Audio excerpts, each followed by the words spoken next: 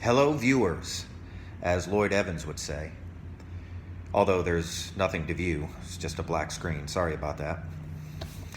But this video or audio is on the investigative judgment that is said to have started in 1844 by the Seventh-day Adventist Church. The information I've been able to gather from watching YouTube videos on the Seventh-day Adventist teaching on this and other different writings on the internet, it stems from the 2300 evenings and mornings of Daniel chapter 8, verse 13. Is it correct? I thought I was going to have to go into a lot of intricacies when I started studying this because it's pretty deep. It reminds me of the 1914 date of Jehovah's Witnesses.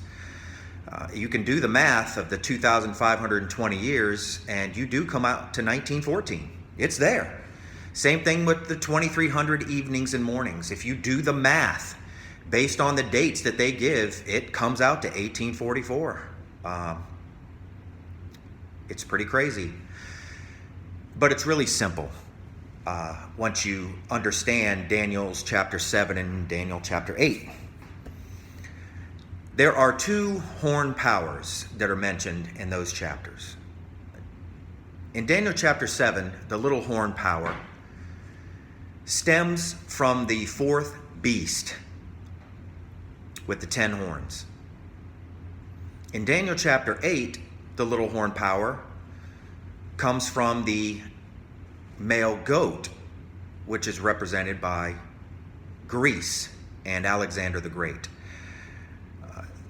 It had one large horn, and then 4 horns came up, which historians consider to be 4 generals, and they divided the land. And then out of one of those horns, another horn comes out, which is completely different than what you find in Daniel chapter 7.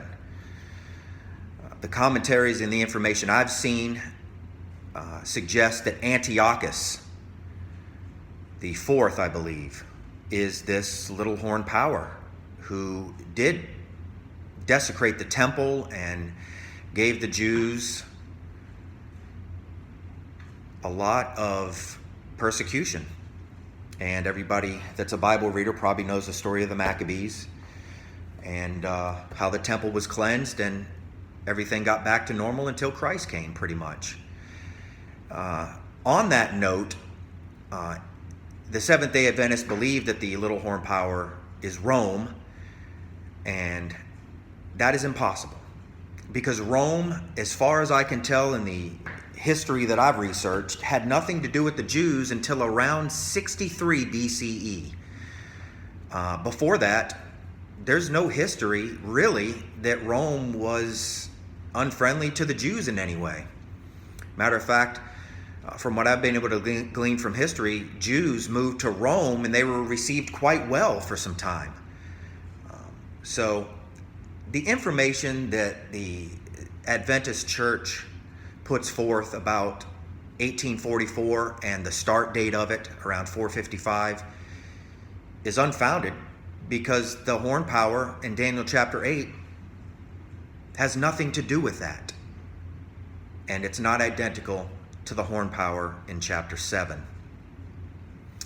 I know there are probably some Adventists that will listen to this video and swear up and down that I'm wrong.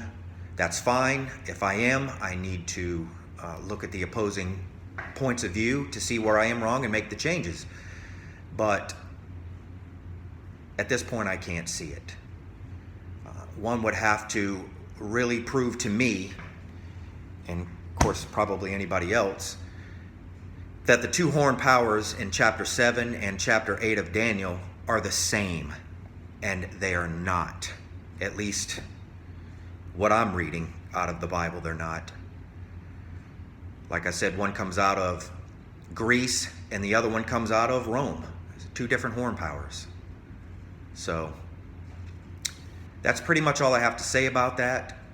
It's pretty cut and dry to me. It makes 1844 a moot point, and there's really no need to spend any more time talking about it. So thank you for listening, and have a good day.